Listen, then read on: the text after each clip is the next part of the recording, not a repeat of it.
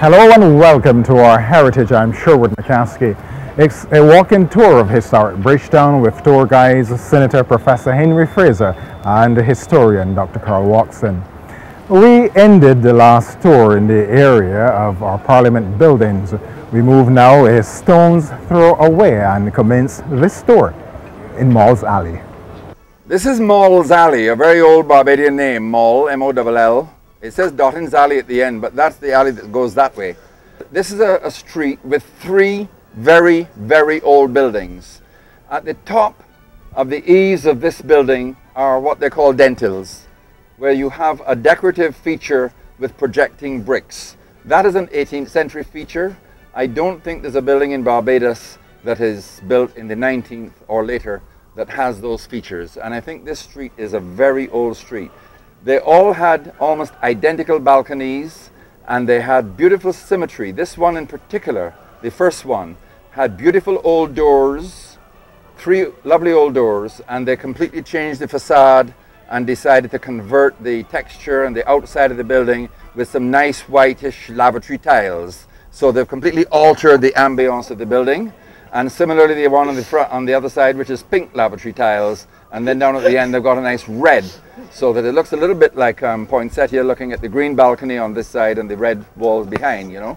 So, you know, most Barbadians who deal with Bridgetown haven't got any sympathy at all for what you would call street harmony or streetscape. So you will come next to a lovely Georgian building and you'll build something that looks like a box, or build something that has a bit of every architectural feature you can possibly conceive, which is the current style. How a city looks is important both for the people's sense of mental harmony as well as for heritage, visitors, economy and everything else. You know, the efforts to get the government to recognize that incentives should be provided goes back to Tom Adams, and Tom Adams was listening and Tom Adams was trying to do something when he died. So, you know, the whole thing has suffered a setback of 25 years. That's the pity.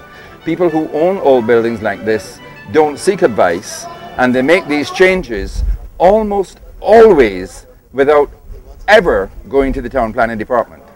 To the east of Mauls Alley, Amen Alley of course, and the old story being that the slaves who were not allowed into the cathedral before emancipation used to gather at that corner and heard everybody saying amen in the church, and they would say amen too, because they knew what it was all about, hence the name Amen Alley. Who knows the school that was there? The school that was on that site. It was a primary school. In the days when the primary school went through to the age of 14 or 15, it was called Lynch's. It was not Louis Lynch's school. They had a green uniform, Lynch's secondary, and it was known as Green Lynch. It was known as the Green Lynch School. And Dame Nita Barrow and public health hero of the Caribbean, Sir Kenneth Standard, both went to this school. Like the Nichols building, this building is one of the oldest buildings in Bridgetown. Its restoration was very important to the nomination of Greater Bridgetown and its garrison as a UNESCO World Heritage Site. This is the building that was built on land purchased by Mr. Thomas Harrison in 1733 in order to build a school, and there were to be 25 boys who were supposed to be indigent boys. It was a charity school in its original conception. I don't want to comment on the charity aspect today because the school of Thomas Harrison's name on Crumpton Street has a slightly different perspective. It is often accused of being an elitist school, but without a couple of elitist schools, where would we be? It was the Harrison building, and it was probably a two-story building. When Harrison College moved in 1870 to Crumpton Street to Mangrove Lodge, then the building was acquired by the Masons, and the Masons are thought to have added the top story and to have created an external staircase. And so looking at the building now, anyone who's been around here last year or the year before for the past 50 years would realize that a part of the structure has gone. It was a stair hall. There was a stair hall within the L of the building, which was a rather ugly late 19th century stair hall. where the shape of the windows was copied from the original windows, but not quite perfectly. and there was a lean-to roof. So it was an ugly addition to provide the stairway. So you might well ask, well, where the stair is going to be. The building is going to be restored so that the external aspect is just what it would have been in 1870, except for the stair hall. The central bank with architects Gillespie and Steele, and they're going to build a glass column, a 3-story glass structure. And so there will be a glass tower set within that L, which will reflect the sky and the central bank and the trees and so on. It's the most effective solution, and it's an interesting blend of what I would call discrete, harmonious modern. Simply 2 walls of glass will be seen from this side. They will be within the whole frame of the L. They will not therefore detract from the ancient, and I think the whole effect will be rather better than the horrible lean-to structure that was there before.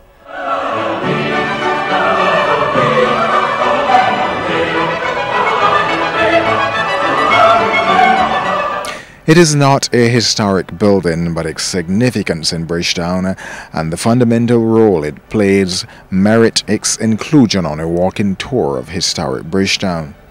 On May 2nd, 1972, the central bank was established and operated from the 4th floor of the Treasury building. It became obvious that the bank's operation could not be contained on this floor, and so a decision was taken to establish a headquarters building. The cornerstone was laid, and very soon the landscape of the church village area was beginning to change. And towards the end of 3.5 years of construction, the skyscape of Bridgetown was changing. No longer was the tower of the cathedral the tallest structure. In fact, the headquarters building of the central bank, supported by its 12 towers, became the tallest building in Barbados. And so, on the afternoon of Thursday, September the 18th, 1986, the building was officially opened. When the central bank was built, of course, it bothered a lot of people that it appeared to be a worship of mammon, 10 stories worshipping money, as opposed to the only 4-story tower of St. Michael's Cathedral, worshipping God. And one of my more interesting claims to infamy was my description of the central bank as Courtney's erection. And I think it still deserves that title. You must admit it's a very impressive erection. From the central bank building, a symbol of economic might and power, the tour moves now to a building that was once a sign of dominance and power. In fact, its presence here in the area gave Bridgetown the status of a city in 1824.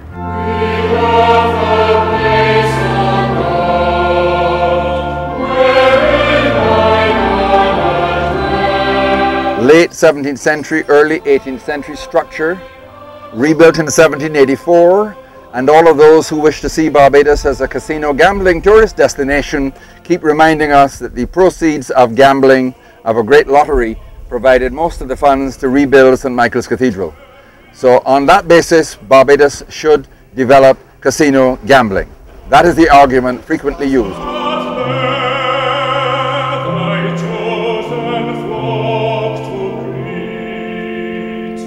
I think the church has a lot of interesting features, and it's a lovely combination of Georgian and Gothic. I mean, the tower is essentially Gothic because it's castellated, but you notice it's got arched windows like Georgian windows. There are a few trefoil windows and round windows around, but there aren't any lancet windows. So that is one of the important missing features for a Gothic building. And the west wall kept falling down. Notice the buttresses on the left, because that west wall kept falling down and they had to rebuild it over and over again. And I think it's got some beautiful features. Look at the lovely cast iron balcony rails on those upper floors. Really, really nice. Look at the cast iron decoration across the ridge of the roof on the left, and the moldings around the top of the gables and the parapet.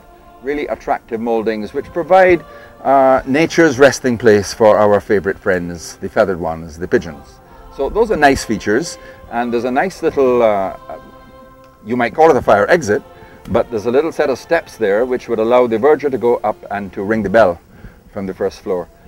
Usually in churches in Barbados, above the entrance would be the Ten Commandments and the Lord's Prayer, written that people could actually learn those words. And there are only a few churches which still have them. St. John's Church is one, in the chamber above the entrance or at the back of the church itself. The interior of the church has lovely balconies and the pillars of the church are attractive. But the most interesting thing about the whole church and about the cemetery, the churchyard, really are the tombstones. There are wonderful tombstones, and you could spend a day here reading the lovely descriptions of people. The people who died in the 18th century were the most magnanimous, kind, generous, loving, beautiful people you can imagine. You know, people wax warm and eloquent about these people, and those memorial tablets really make interesting reading. And if you want to wander through the churchyard, well, all the important people of the past were buried here. Mr. Spry of Spry Street along here, his tomb is a great, lovely, beautiful tomb over by the South Gate over there. And over here are Prime Ministers, Sir Grantley Adams is there, and Tom is nearby there. Sir Hugh Springer, Governor General, and Sir Dighton Ward are over on that side. And let me show you two interesting tombstones. One is the plaque on my left, which is the plaque in memory of Sir Frank McGlynn Worrell, August 1, 1924. And every August 1, I live in hope that people will remember Frank Worrell, because he was born on Emancipation Day. It's obviously overshadowed by Emancipation Day, but it is not insignificant that when he died at 42 of acute myeloid leukemia, Sir Larry Constantine said of Frank Worrell, "This is a sad day. This is the first national hero of independent Barbados." That was Larry Constantine's verdict on Frank Worrell. And in spite of Foch Barrow's committee's recommendation, the Heritage Committee, that Frank Worrell should be included in our national heroes, he was not. We'll see, maybe one day. It's a nice memorial put up here. He used to sing in Sunday school here, so he was a prodigy in more ways than one.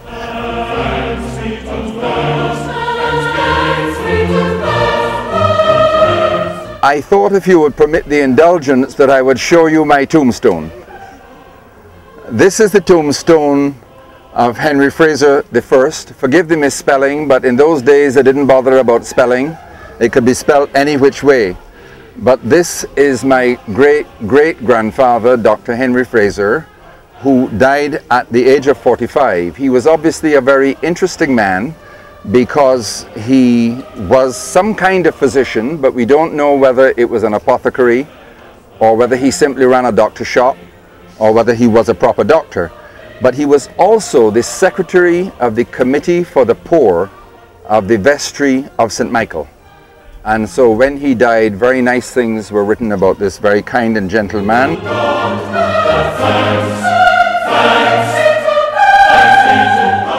The Warmington Gallery in the museum is named after a man called John Warmington, who was an Englishman who had lived in Dominica for 20 years. He was some kind of businessman or accountant or something there, and he knew a hell of a lot about furniture, and he had a great antique furniture collection. When he came to live in Barbados, he rented the top floor of this building, and he lived here for about 20 years, and then he died, and he gave his entire collection of antique furniture to the museum. There are many among us who would recall journeying here on a regular basis to purchase shoes. For many years, Pilgrim Shoe Store occupied the ground floor of this building. The top floor also has some significance. In a sense, it is the home of broadcasting in Barbados. That building over there, as Rashid just pointed out, was Pilgrim's building. Pilgrim was a businessman, and it was Pilgrim Shoe Store, and it's obviously still selling shoes, or it looks as if it is. But the top two floors, who remembers what that was? Rediffusion. This was where Rediffusion began.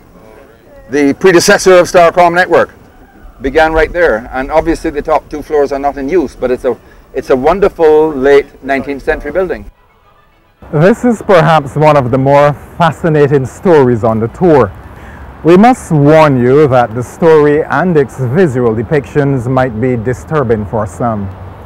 Women today live in a vastly improved world where women's rights are acknowledged and they are far more respected than they were in the past. But if you went back 300 years, there was a big pond there, Egginton's Pond on Egginton's Green. And men had almost complete authority over their women, their wives, their partners, whatever. So if for example, I was married to this beautiful young lady here, and at home one night, she started to quarrel with me and nag me and nag me, I would say, "You coming down to town with me the next morning?" And she had no choice but to come down to town with me. And when I got her down to town, I would report her to the authorities and would take her out by the pond, and I had an apparatus there. It was like a long pole going up into the air with a rope attached to it and a seat, and would put her in the seat and strap her in and then swing the pole out over the water, the pond, and then it would drop her into the water, and it would have the chair weighted so she would sink, and she would go down to the bottom of the pond. And my poor wife down there, she can't swallow anything, she got drunk, she's terrified. And after about maybe 30-40 seconds, they'd put her back up now, dripping water, and they would ask her, "You stop being a viraga? You're done nagging your husband? You're going to be a good wife, and you're going to respect him and obey him regardless of what he tells you to do?" And if she'd nod her head and say, "No, I want to have women's rights," they say, "Oh yes," and I drop her back down. Yeah, and you know, sometimes they did it so often that the poor woman actually drowned. And that stool had a name, and that name was the ducking stool. Well, men, let me tell you this: we can soon have to start behaving, because just now the women can dig a big pond there, they can bring back the ducking stool, and if Dr. Murray don't behave, you can see him come down here in his stool being ducked in the water. The use of the ducking stool, though a despised act today, it could be used as an attraction as it is done elsewhere. Take for example the case of Bermuda. That's an interesting argument, because in Bermuda, that's exactly what they have done. They brought back the ducking stool and they brought back the stocks. And that's a big tourist attraction. People go up to the stocks and they put a head through in their hand. A stock was built about this height, a big piece of wood with a U carved out where you put your neck and then your hands, and they put the other big block over your head. So you were imprisoned there for maybe 2 or 3 days, and all the people in town would come and would get rotten eggs and rotten tomatoes and pelt you with it. Okay? So in Bermuda, all of that has been restored, and it's possible that we could bring it back here. That would be a big attraction, I can tell you.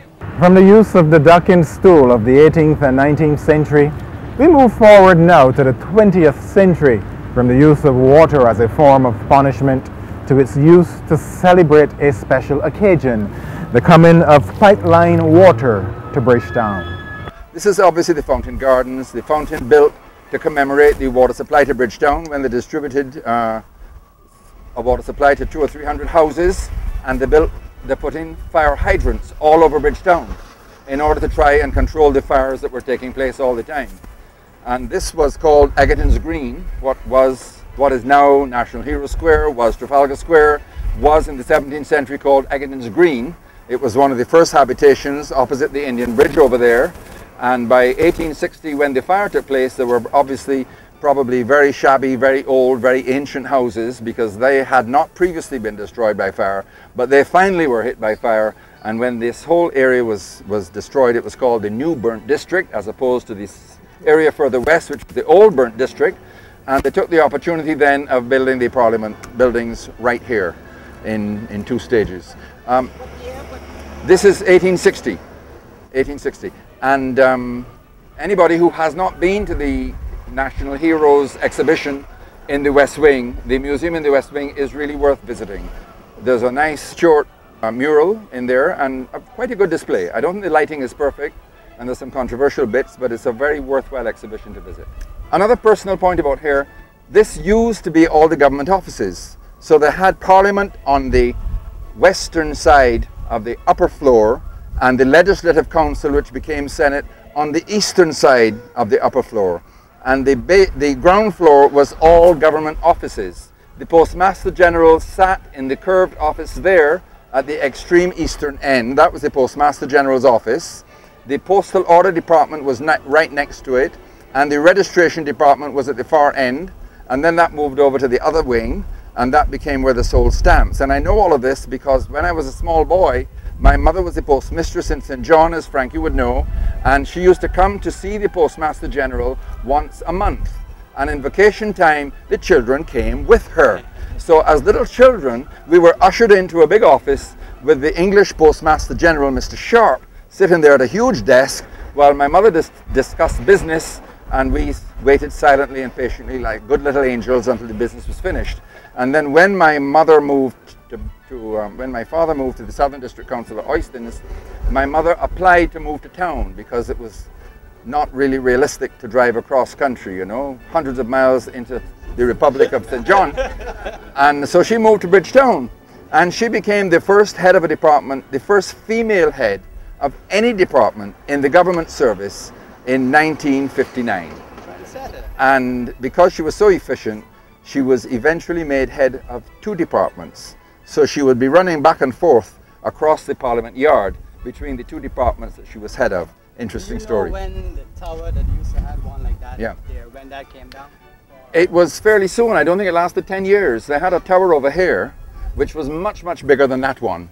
And remember that Bridgetown is literally on the water. You know, the water's not far down, and that tower was just too heavy for that particular site.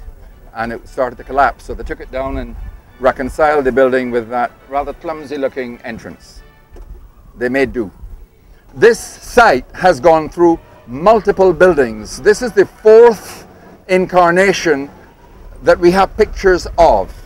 The building that was here at the turn of the century was a typical 19th century building with parapet roofs. It was a solid looking commercial structure of 2 stories with a parapet roof and curved walls, and those curved walls suggest that it may go back to the early part of the 19th century. The Royal Bank came in and they built a building that looked like a Greek temple with lovely fluted columns. It was really quite a handsome structure.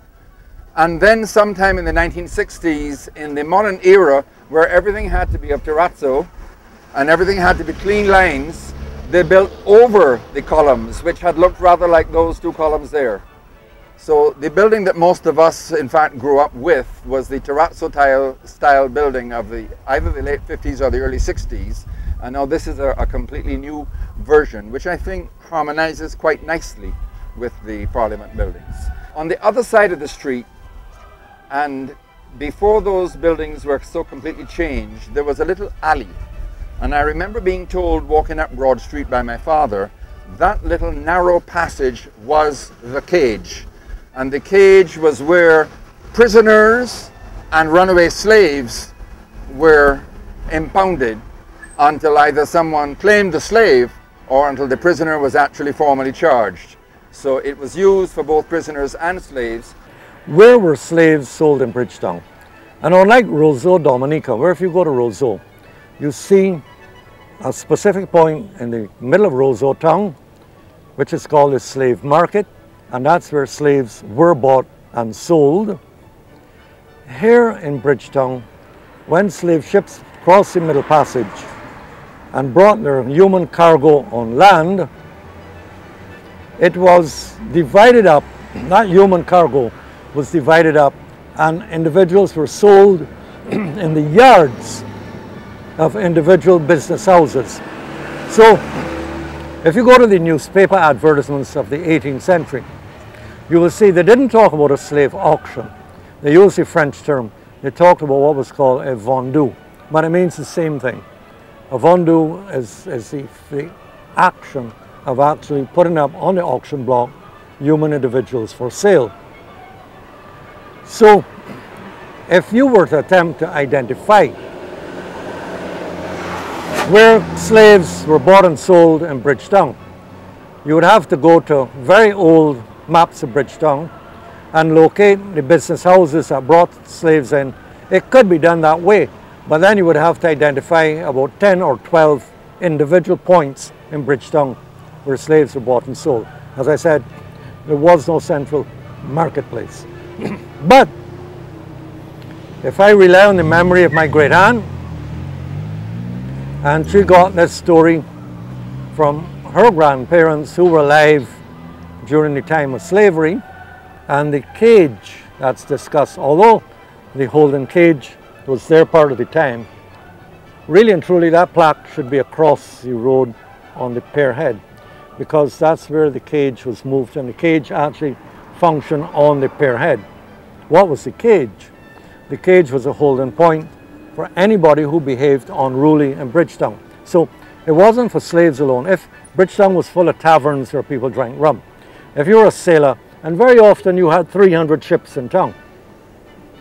So that meant that at any given point in time, you might have had 3,000 lusty sailors in town who patronized all the houses where ladies of the night operated, and they patronized all the taverns, and they drank a lot of rum, so at night they behaved bad.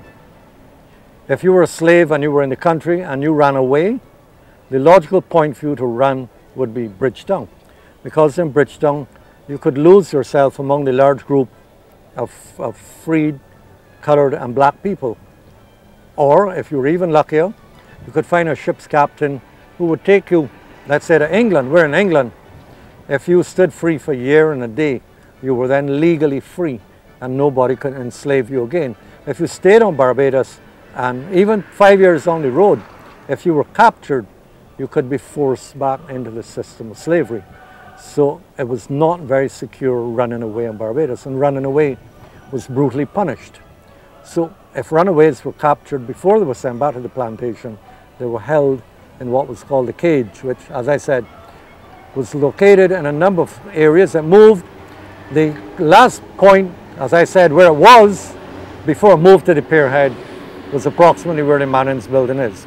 And a bit further down, when I was a child, there was an iron gate through the alley there, and that, as I said, my great aunt told me, took me when I was about 5 and said, "You see this gate? This is the slave gate. This is where the slaves came through."